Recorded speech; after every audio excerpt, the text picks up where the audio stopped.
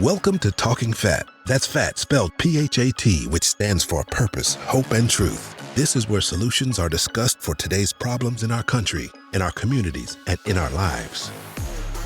Welcome to the latest installment of Talking Phat. In today's episode, we have the pleasure of engaging in a captivating conversation between Keith, myself, and Antonio Tutai Hackworth, a distinguished realtor hailing from the vibrant city of Houston, Texas. Antonio is recognized as a top professional in his field. We will delve into significant life encounters from his past.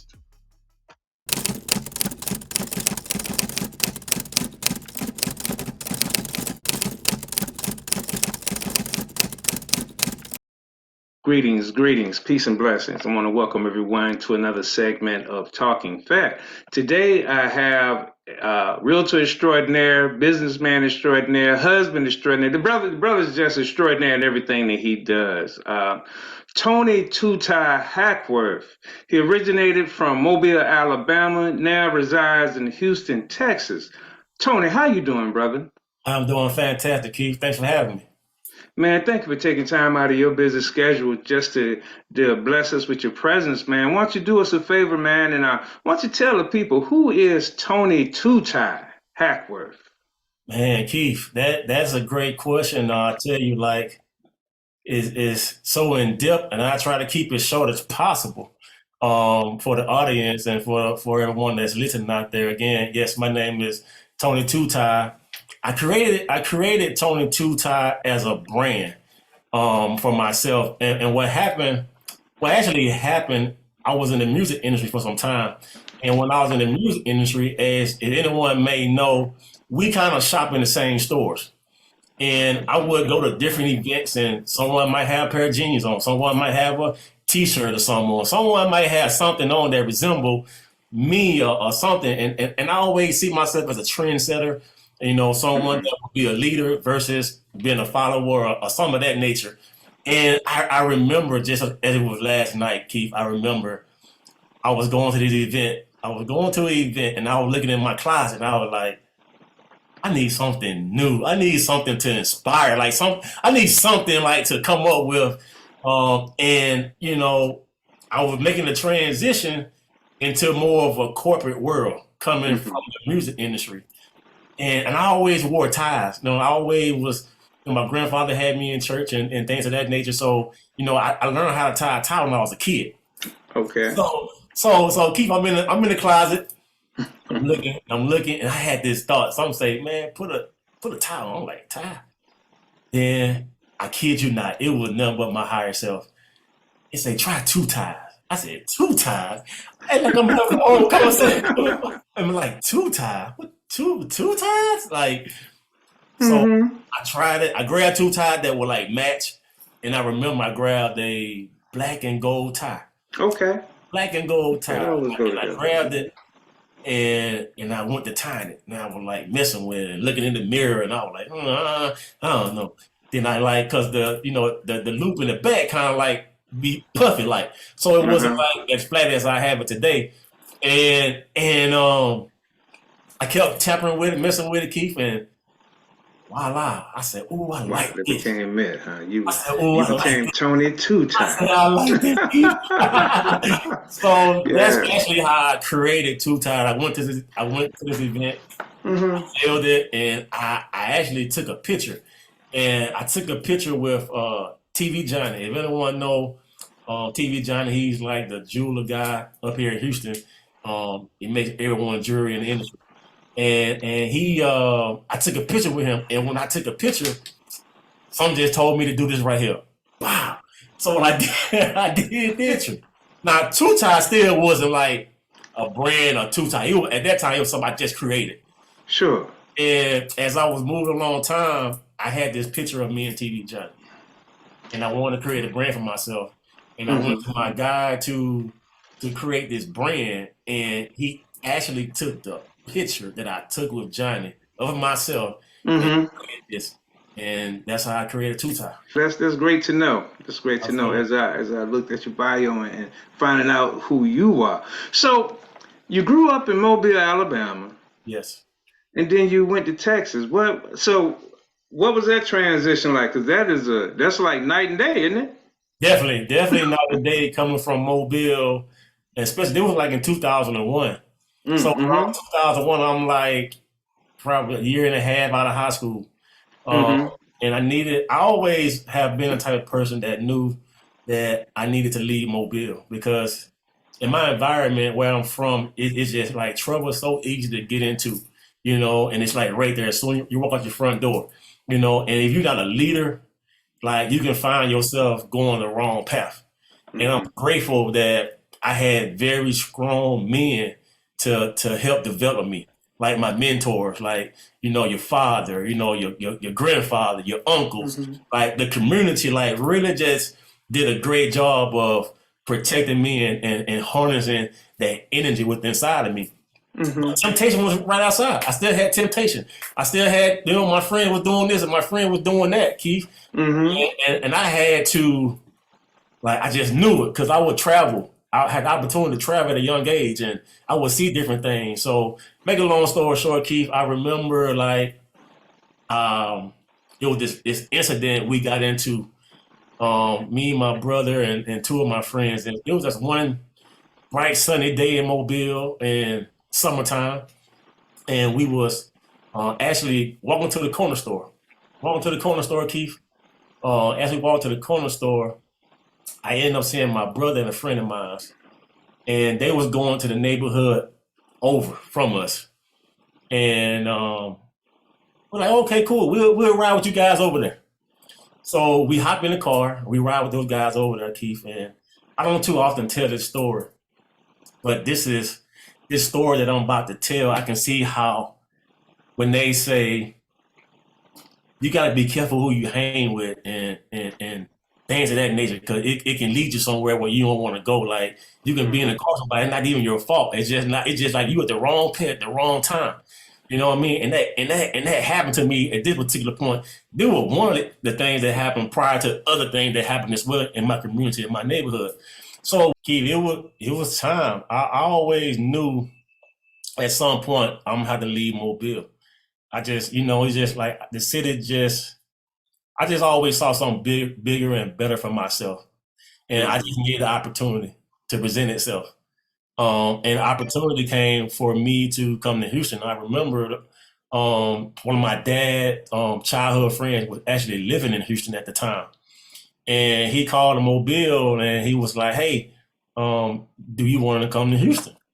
You know what I mean? I think a storm happened in Houston where there was a hurricane or something. And at the time, he owned a car wash. Mm-hmm. So by him owning this car wash and me was in Mobile, like not at this time, I'm out of high school, kind of in limbo. Like I know I need to do something. I gotta get out of Mobile. What is it? What's that opportunity gonna come my way that's gonna like boom catapult me to a new opportunity, a new level? And that phone call for me to come to Houston to wash cars, I didn't even think twice about it. I immediately accepted the offer. Mm. Like, Wow. yes. So I remember I had like $60 and I had a bag. I just had a bag with my clothes in it. It was a trash bag, Key. I did put my stuff in a trash You bag. just dipped, huh? Wow. I hopped on a Greyhound bus. I went to Houston on a Greyhound bus. And that first day I started washing cars. And I just never looked back. Wow. Wow.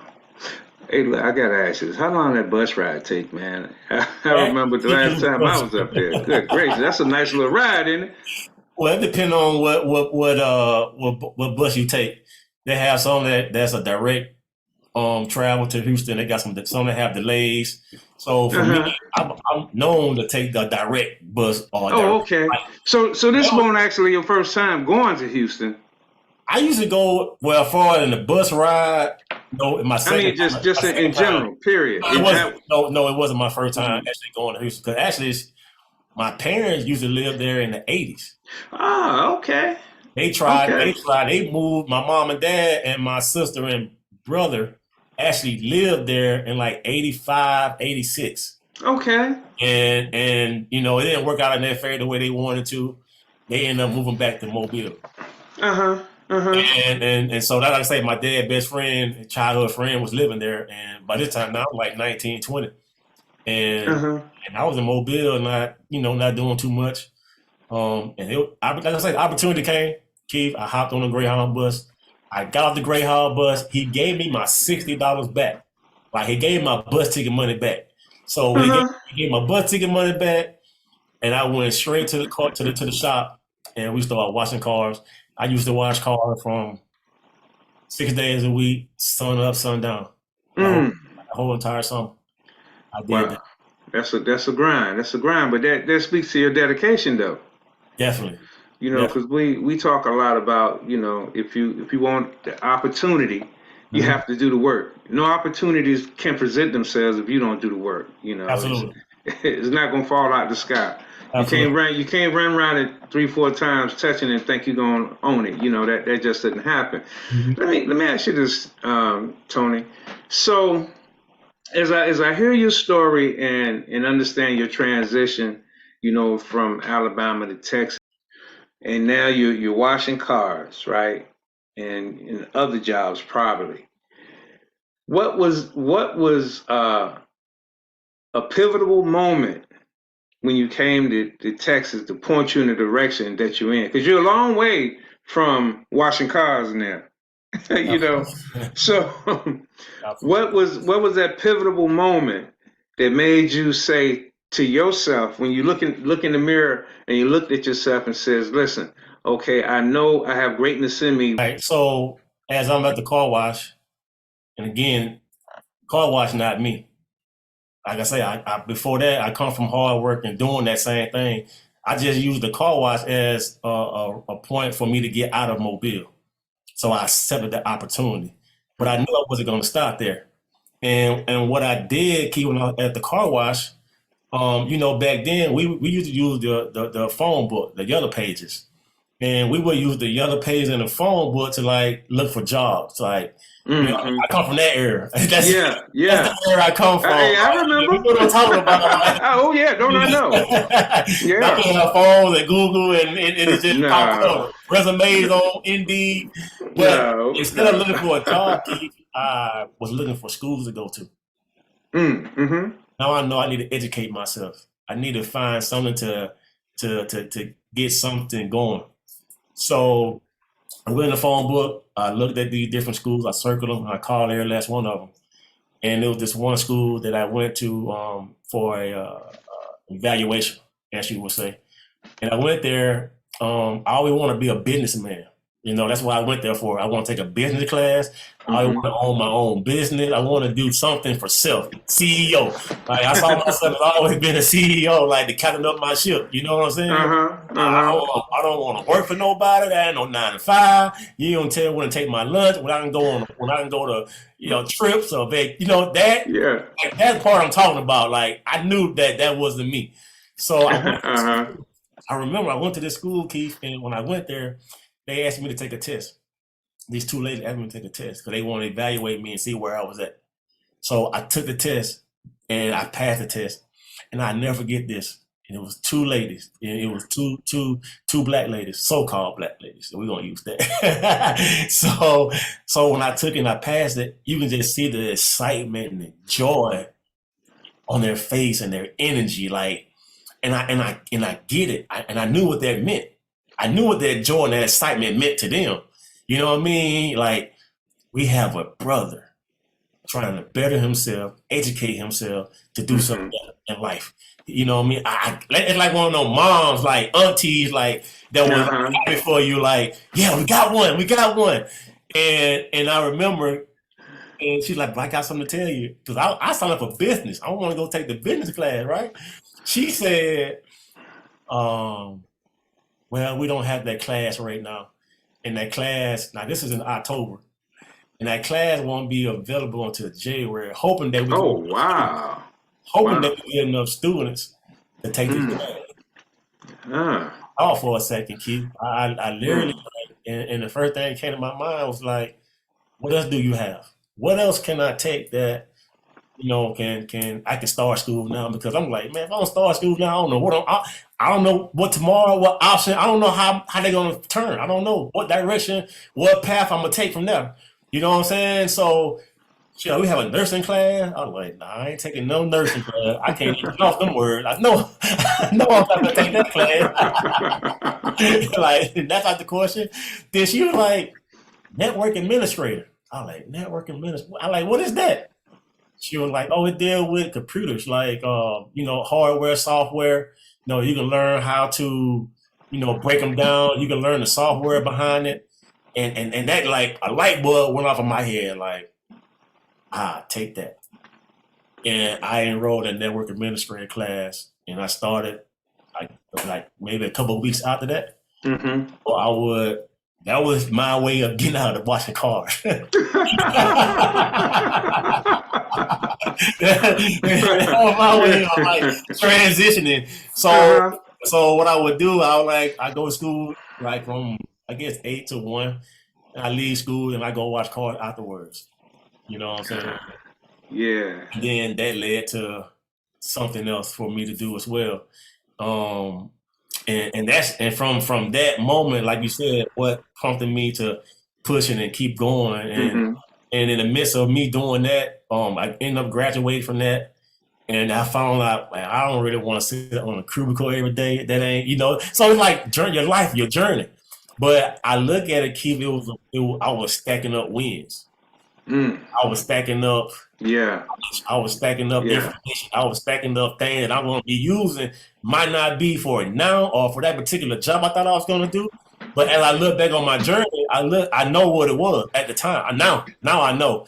And I was just stacking things up to, like your hard drive. I'm building something within myself. I'm building that piece of me that I'm going to use this somewhere down in the future. I'm going to be able to use this software. I'm going to be able to go and take on computers and build them up some kind of way, somehow. And from that schooling and graduating and kind of fast forwarding things, I got into the music industry. Really? Yes. That was your road into the music industry. I got into the music industry from there, Keith. Tell us a little bit about that. What did you do? I was actually what made me prompt, and it's crazy because music was always around me. Far as in my cousin them rapping, singing, even myself, being around music. I used to be in the choir, and things of that nature when I was young. So it was always around me. And I have a cousin that was like T.I. road manager. And he came to Mobile. They did a show. They did a show in Mobile, and so happened we got on stage with them, right? So we in our city. I'm on stage with T.I., and it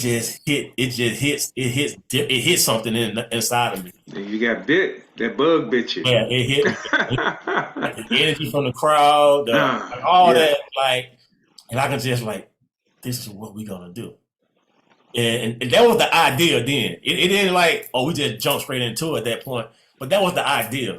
Like, I can see us, like, you know what I mean?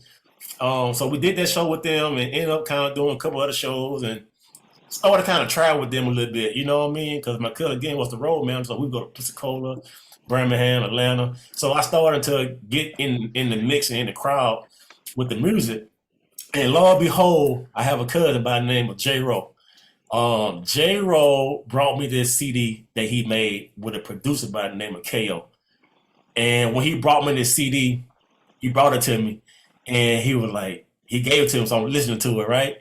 I'm like, I knew he can rap, because he been rapping since we been kids. Like, I always knew he can rap, but just hearing it with the music, the beat, and him, I was like, wow. Yeah, we finna do this right now. I'm all in. What do we need to do? I'm all in, and I got involved in the music industry, and it just kind of took a life of its own. So were you rapping, producing? What were you doing? Executive producer. Okay. I don't have the talent as a rapper, but I've always had business skills. I always knew how to do it. That's important though, bruh. Yes, You yeah, listen to all those stories. How many stories have you heard about rappers in the contracts that they signed? Those slave contracts, you know? absolutely. Yeah. Mm-hmm. Yeah, plenty of them. Wow. And I started hearing about them stories and learning. And I started reading books, music 101, and different things just to educate myself about the music industry. Uh-huh. So as I'm educating myself and learning these different things and contracts, and I was blown away that some of the things that was happening in the music industry to a lot of art. And what happened with us, we get so excited about the carrot, that diamond. They had that carrot dingling over your head with the shiny Yeah. object, and that's all we see. We see the Mm-hmm. cars and we see the houses, we see the money. They see the women. They see Mm-hmm. all these different things that allure you in. It gets you, but your paperwork ain't together, your vision not together. So it's easy to get distracted and get away from it. So they can give you those types of contracts, Mm-hmm. and own you for life. You know, Wow. they own you for life. Yeah, I've heard some of those horror stories, man. How long did you stay in the music industry? And probably about 10 years. About 10 years? And then so you went from the music industry from where did you go from there on your Once, journey? once once I got out the music industry, I did this show. I ended up doing a show with Webby. This was a point that it was kind of already winding down, and I was kind of getting tired of the music industry, and I started learning so much about the industry. I can kind of like go on and on. I have to really write a book about my life story and really put it out there, Keith. But this Well, one, oh, look, tell us one of those stories then, brother. Tell us one of those stories you got. Come on. yeah. Give us Well, a short one. what got me out of the music industry? Um, I did this show with Webby. It was like I had did a three deal show. I did a show with Webby from in Mobile, Pensacola, and Birmingham. So I was gonna do all three of those areas in like a week or two. Mm-hmm. So I did the show in Pensacola. It flopped. Like no one came to the show. It probably had about 5 or 10 people at the show Good in gracious. Pensacola. It was a bad Boy. idea, but I listened to somebody, and I took some bad advice. I should never have done that show the same night that I was gonna do it in Mobile, because it's only a 45 minute ride. Like if you're gonna come to the show, you might as well come to the show in Mobile. But I took some Mm-hmm. bad Mm-hmm. advice, and we did that show. So that show flopped, and we ended up going to Mobile the same night. The show in Mobile was a success. It was a success, but my people that I was building this. Hey guys, I hope you enjoyed that episode so far with Tony Tutai Hackworth.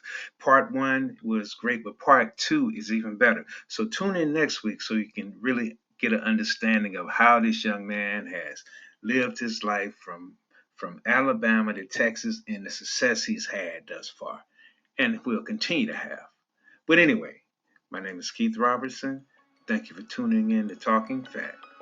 Peace and blessings. I'll see you next week. Thank you for taking time to tune in to Talking Phat. As we know better, we must do better, because action of knowledge leads to power. If this content has been useful to you, please like and share. Tune in again. Peace and blessings.